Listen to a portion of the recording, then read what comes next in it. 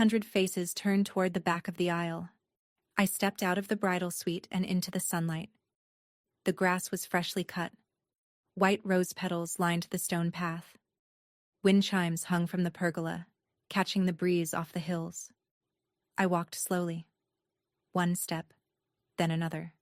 I kept my eyes on the end of the aisle where Marcus stood in a charcoal gray suit with his hands clasped in front of him. He was smiling. Not a big smile. The quiet kind that lives mostly in his eyes. Then I looked left. My father was not standing at the end of the aisle to walk me in. He was standing at the altar. On the platform, holding a wireless microphone. My mother was beside him, white envelope in her hand. She looked out at the crowd the way someone looks at an audience before a speech. My sister was on the other side of the platform. Phone raised, camera lens aimed down the aisle, red recording dot visible even from 30 feet away. I kept walking. My heels pressed into the grass. I held the clutch bag tighter. As I passed row 3, I caught a glimpse of him. Derek Whitmore. Gray suit, hair freshly cut, eyes on the ground. He looked like a man who wanted to be anywhere but here. I reached the altar. Marcus took my hand. His fingers were warm and steady. He leaned in close enough that only I could hear. "I'm here." I squeezed his hand. 200 guests settled into their chairs. The string quartet stopped. The garden went quiet except for the wind chimes and the slow turn of the overhead fans. Something was wrong. Everyone could feel it. Reverend Patricia stepped to the podium. She opened her ceremony book. She took a breath. "Dearly beloved." My mother's voice cut through the garden like a blade. "Wait. Before this goes any further, there is something everyone in this room needs to hear." 200 guests froze. A woman in the second row put her hand over her mouth. A man near the back leaned forward. My mother walked to the center of the altar platform. She took the microphone from my father's hand with a practiced motion, as if she had rehearsed this. She probably had. "I'm Donna's mother." She faced the crowd. Her chin was up. Her voice was clear and controlled. "I love my daughter more than anything in this world. Which is why I can't stand here and watch her make the biggest mistake of her life." A gasp rippled through the seats. Someone whispered. Someone stood up and sat back down. Janet turned to me. Her eyes were hard and certain. She believed she was saving me. That's the thing about my mother. She has never once questioned whether she's right. "Your father has something he needs to say to you."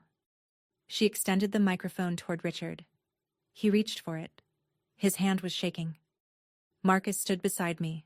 His grip on my hand had not loosened. His breathing had not changed. He watched my father take the microphone the way an engineer watches a load test, calm, patient, already knowing the structure will hold. Rachel stood behind me in the bridesmaid line. I could feel her shift her weight.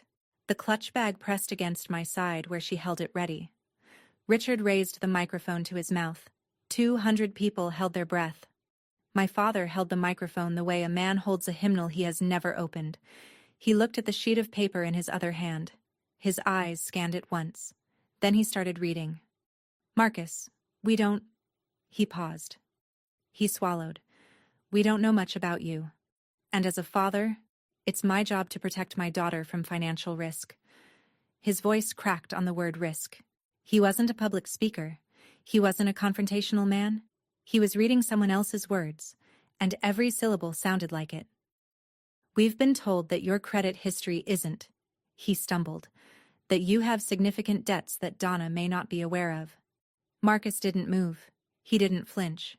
He stood there with my hand in his, shoulders straight, chin level. He looked at my father the way you look at someone who doesn't know they're being used. Richard kept reading. "We're concerned that this marriage is based on incomplete information. We believe Donna deserves a partner who can provide the stability and security she's worked so hard for."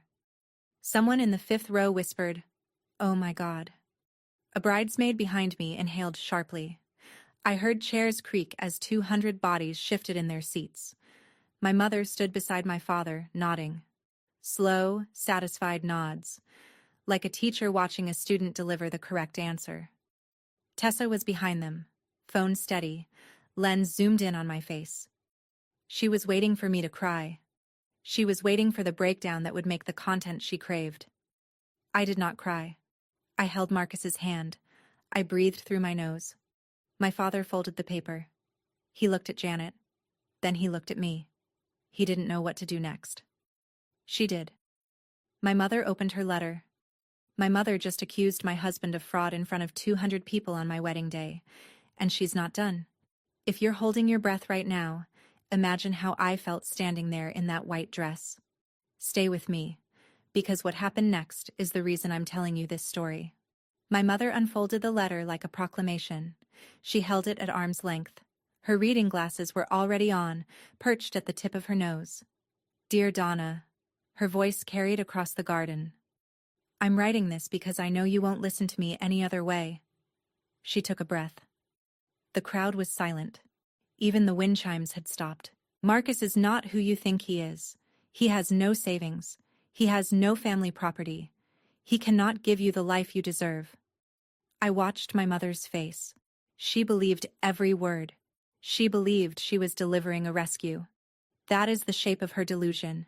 It looks exactly like love. She listed her evidence. Marcus rents an apartment. True. He invests in his career rather than real estate. My mother read that as failure. Marcus has no family wealth. True.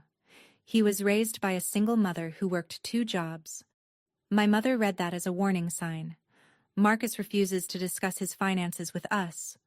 Also true, because our finances are none of her business. My mother read that as secrecy. She folded the letter and looked at me. Then she looked past me, toward the 3rd row. There is someone who can give you everything you need. Someone who has been waiting for you. Someone this family has already welcomed. She pointed. Not a subtle gesture. A full extension of her arm, finger aimed at row 3. We can still fix this, Donna. Derek is waiting in the 3rd row.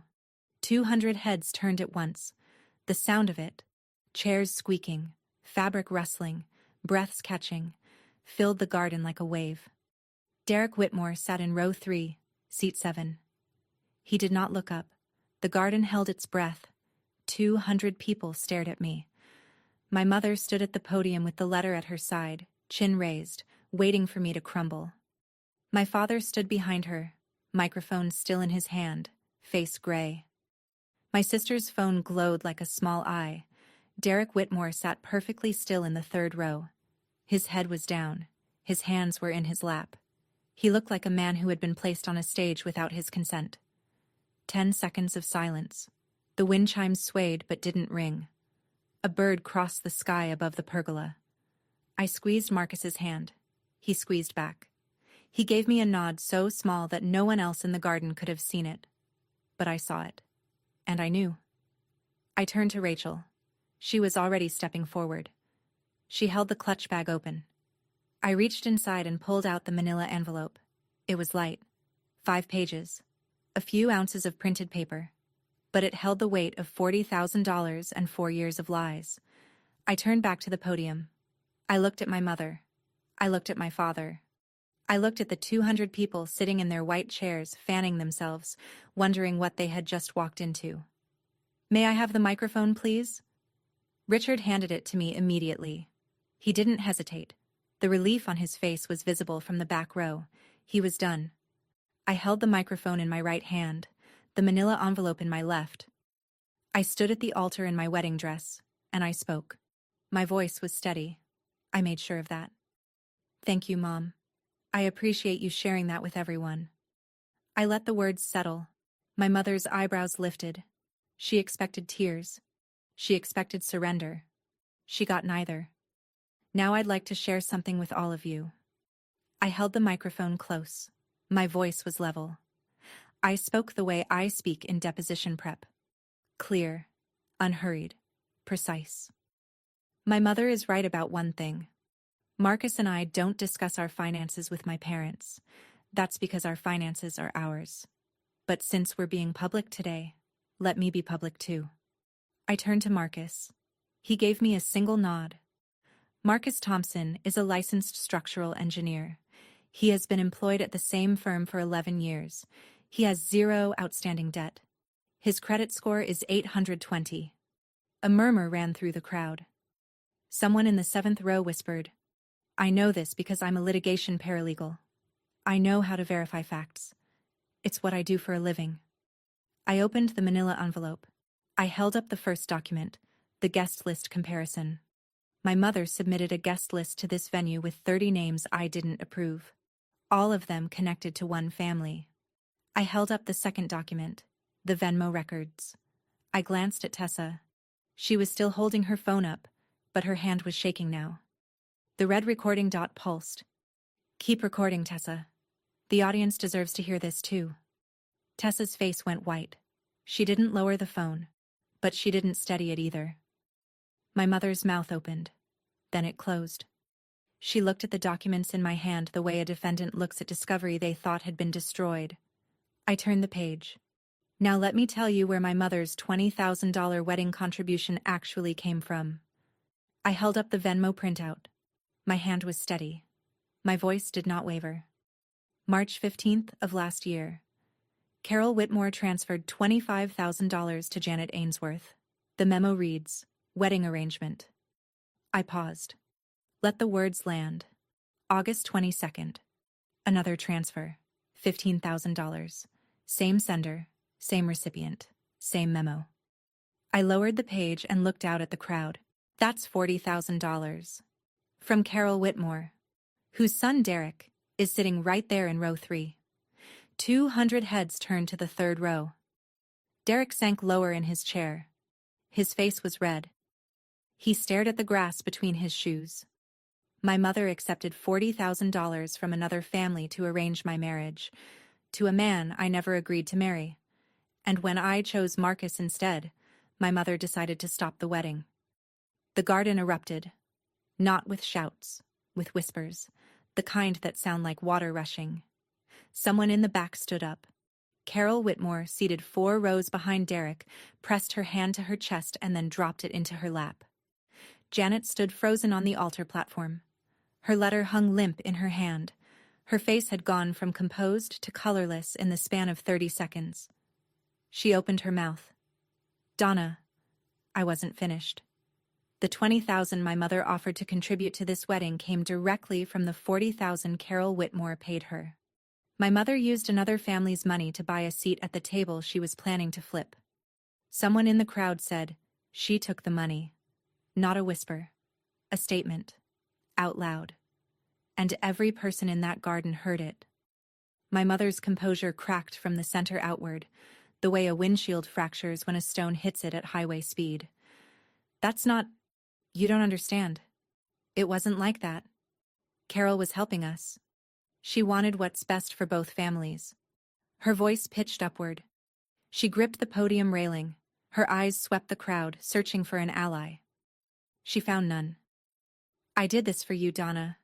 Everything I've ever done has been for you. Do you know what I've sacrificed? Do you know what it's been like watching you throw your life away?" She was crying now.